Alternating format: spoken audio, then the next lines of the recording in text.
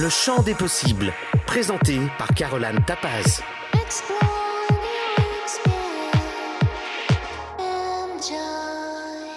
Bonjour à tous, bienvenue dans ce 4e épisode. Alors la question aujourd'hui c'est: mon copain m'a largué juste avant les examens, j'ai tout raté à cause de lui, la vie ne m'intéresse plus sans lui, je suis une ratée, je suis moche, je veux mourir, comment m'en sortir? Alors tu as quel âge? 17, 18 ans et tu veux mourir pour un garçon qui t'a largué? Alors déjà je peux te dire que le mec t'a sûrement rendu un grand service, il faut être sacrément con pour faire une chose pareille en période d'examen. Alors, je suppose qu'il est plus âgé que toi, qu'il ne passait pas ses examens en même temps et qu'il n'a pas trop apprécié que tu lui accordes moins de temps du fait de tes révisions. En conclusion, c'est un égoïste. Tu n'as rien à faire avec ce genre de mec, crois-moi, tu mérites beaucoup mieux. Par contre, pour sa défense, il a au moins eu le courage de te quitter. Parce qu'en général, les garçons sont assez lâches pour ça. Pas tous, mais enfin voilà. Leur truc, c'est plutôt de disparaître en ne répondant plus aux messages. Ils évitent les conflits, les confrontations, ils s'effacent en silence en attendant qu'on comprenne toute seule et qu'on passe à autre chose. Donc je te le répète, il t'a rendu service, il t'a rendu ta liberté et surtout il ne mérite pas que tu lui donnes autant de pouvoir sur ta vie. Ton bonheur ne peut pas dépendre d'un mec que tu as fréquenté quelques mois. À ton âge, tu as tellement de choses à découvrir. Sache qu'on apprend sur soi dans chaque relation. Et je ne te dis pas de coucher avec plein de mecs, mais tu vas apprendre à te connaître justement en voyant comment tu réagis dans ce genre de situation. Et tu vas apprendre sur les hommes en général. Tu es en train de devenir une femme, ce n'est pas la fin de ta vie, c'est le début. Bienvenue dans le monde des adultes. Regarde autour de toi, tu en vois beaucoup des couples heureux? Sincèrement, non. Mais les couples qui durent sont ceux qui traversent les épreuves ensemble.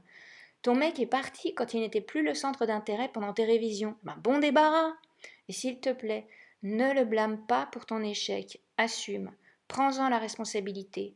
Je peux te citer l'exemple d'une jeune fille qui a eu son bac avec mention très bien, alors qu'elle aussi s'est fait larguer juste avant les épreuves. En plus, elle est très jolie, donc ça n'a rien à voir avec la beauté. La grande différence, c'est qu'elle savait exactement ce qu'elle voulait. Elle voulait réussir son bac parce qu'elle savait dans quelle école elle voulait aller par la suite. Et rien ni personne n'aurait pu l'arrêter. Ça s'appelle de la détermination et de la motivation. Aucun mec ne mérite de te détourner de ta détermination à réussir ta vie. Surtout pas à ton âge, où on croit connaître l'amour alors qu'on découvre seulement ses sentiments. Il t'a trompé et tu crois que l'autre est plus jolie que toi, donc ça fait de toi quelqu'un de moche? Mais pas forcément. D'abord, elle était certainement plus disponible, ou alors il est tombé amoureux, ça arrive, et tant mieux pour lui, et ça t'arrivera aussi. On ne meurt pas pour un chagrin d'amour, et surtout pas à ton âge, pas à votre âge. Il y a tant d'aventures qui vous attendent, tant d'autres chagrins, tant d'autres bonheurs et de belles histoires d'amour. C'est vraiment que le début. Les premiers chagrins sont les plus douloureux parce qu'on apprend. Mais c'est comme les bébés qui apprennent à marcher. Ils tombent, ils pleurent, mais ils se relèvent et ils réessaient. Et personne ne doute jamais qu'ils n'arriveront pas à marcher. On les regarde tomber en souriant. En général, on trouve ça même mignon parce qu'on sait que c'est normal. Ça fait partie de la vie. On découvre ce que c'est de souffrir et on s'en remet. Et on est prêt à aimer à nouveau. En plus, c'est l'été, alors profites-en pour tout faire pour te sentir jolie. C'est important de se sentir bien dans sa peau. Occupe-toi de toi, prends soin de toi, sors avec tes copines, ouvre-toi aux autres. Un autre garçon est forcément là, quelque part, qui ne demande qu'à te rendre heureuse. Mais pour cela, il faut que tu apprennes à t'aimer toi-même suffisamment pour ne pas remettre ton destin entre les mains de n'importe qui. Tu mérites mieux que ça, je t'assure. On reparlera une autre fois des tromperies et de la fidélité, des choses qui font partie de la vie de couple depuis que l'humanité existe. Nous ne sommes pas des êtres parfaits, disons que l'humain est parfait dans son imperfection. Mais je conclurai ma réponse en disant que si tu te sens moche, analyse ce qui te dérange le plus chez toi, dans ton physique, et apprends à t'accepter et t'aimer tel que tu es. Moi je crois que la mocheté n'existe pas, tout est juste une question de perception.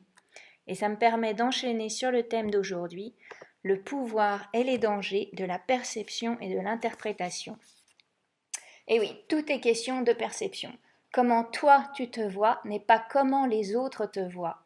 C'est d'ailleurs le gros danger de l'anorexie. Les anorexiques se trouvent toujours trop grosses, trop moches, et lorsqu'elles sentent qu'elles perdent le contrôle sur leur vie ou sur le regard des autres, elles veulent garder un contrôle sur elles-mêmes. Et le plus facile, c'est de contrôler sa nourriture.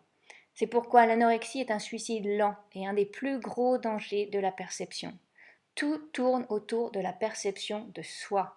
Mais une fois de plus, je dirais que le temps est un gros facteur qui joue en notre faveur. Et c'est pourquoi ces maladies touchent plus les ados et les jeunes, car vous avez plus de temps que la plupart des adultes pour penser à ce genre de problème d'image, du regard des autres, etc. Tout ça en général, ça disparaît quand à force d'épreuves, on se connaît suffisamment soi-même et qu'on peut apprécier sa valeur au-delà des apparences. On arrive à se foutre du regard des autres parce qu'on a tellement d'autres choses à gérer que le temps est bien trop précieux pour des trucs comme ça. Et ça, c'est ce qu'on appelle la sagesse de l'âge. Et s'il y a bien une chose à retenir, c'est qu'on ne peut jamais contrôler la perception ni l'interprétation des autres. C'est difficile à gérer pour ceux qu'on appelle les control freaks, ce que j'ai été d'ailleurs pendant très longtemps, j'avoue. J'ai encore un petit peu de mal avec ça. Donc ça passe pas forcément facilement. Mais le besoin de tout contrôler est ridicule, puisqu'en réalité ça ne sert à rien. Il y a toujours des éléments qui nous échappent, à moins de vivre seul sur une île déserte. Alors surtout, ne baissez pas les bras maintenant en étant dégoûté de la vie et sans espoir à votre âge, quand le pire et le meilleur sont à venir. Et oui, on traverse tous le pire à un moment de notre vie, mais le meilleur se cache toujours derrière. Alors si tu crois que tu vis le pire moment de ta vie maintenant, attends que la roue tourne, le meilleur arrive. La fin n'existe pas. La vie, ce n'est qu'un mouvement perpétuel.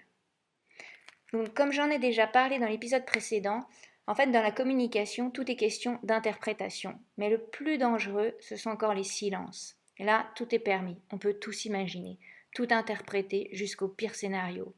Le plus gros danger de l'interprétation, c'est l'illusion, qu'elle soit positive ou négative. On est toujours libre et maître de notre interprétation. C'est quelque chose de très personnel. Autant on ne maîtrise pas celle des autres, autant la sienne, justement, elle nous est propre et vraiment c'est quelque chose de très personnel. Et personne d'autre peut contrôler ça d'ailleurs. Donc c'est pourquoi il est très souvent difficile de communiquer avec des personnes avec lesquelles nous ne sommes pas en phase, pas sur la même longueur d'onde. Les personnes sur la même longueur d'onde n'ont souvent pas besoin de se parler, un regard suffit. Tandis que pour d'autres, tout n'est que malentendu. J'aime bien donner cet exemple que je trouve très clair et facile à comprendre. Imaginez que vous dites à une personne « blue ». Cette personne n'a pas la fréquence pour entendre le « ou ». Elle va donc entendre bl. De là, elle va interpréter que vous avez dit black. Ça, c'est sa perception. Et vous ne pourrez jamais, mais alors je dis bien jamais, la convaincre que vous avez dit blue parce qu'elle ne peut pas entendre le son ou. Même si elle n'entend pas clairement le hack non plus, mais de bleu, elle va interpréter que vous avez dit black. Et alors là, aucune discussion n'est possible. Dans ces cas-là, le mieux, c'est de laisser tomber, partir et ne pas insister. C'est juste une perte de temps. Et cela arrive souvent dans les couples qui sont sur la même longueur d'onde pendant des années, et puis au fil du temps, des événements, ils évoluent différemment et ils sont désynchronisés.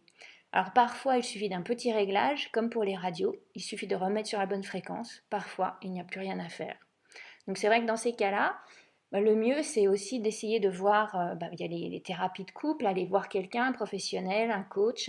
Ces personnes-là sont là pour ça, parce que quand c'est juste une petite question de réglage, justement, on n'arrive pas à le faire seul. Donc, il faut aller voir des professionnels. Mais donc, en cas de doute, lorsque vous sentez qu'une conversation tourne mal, qu'il pourrait s'agir d'un malentendu, il est toujours préférable de demander à l'autre ce qu'elle ou il a entendu, ce qu'il a interprété. Bien souvent, vous serez surpris que les mots entendus n'étaient pas ceux que vous avez dit ou pas ceux que vous vouliez dire. L'intention et le ton de la voix comptent énormément. Et l'avantage de communiquer par écrit, c'est que les mots restent. C'est très pratique, notamment pour ceux qui ont tendance à la mauvaise foi. Alors ça aussi, c'est quand même un trait typiquement masculin. Et ceux qui ont la mémoire courte. Donc le ton de la voix est tellement important que rien ne vaut une vraie conversation face à face. Alors sur ce, je vous laisse méditer sur votre façon de communiquer et votre perception du monde et de vous-même. Et je vous dis à la semaine prochaine. Nous aurons une invitée pour discuter du prochain thème. Peut-on croire au miracle? Alors encore une fois, on ne fait rien de religieux. Donc vous allez voir la manière dont on va aborder ce sujet. Alors n'hésitez pas à nous poser vos questions et aussi à partager avec vos amis sur les réseaux sociaux. Merci de votre confiance et je vous fais des bisous à tous. À bientôt!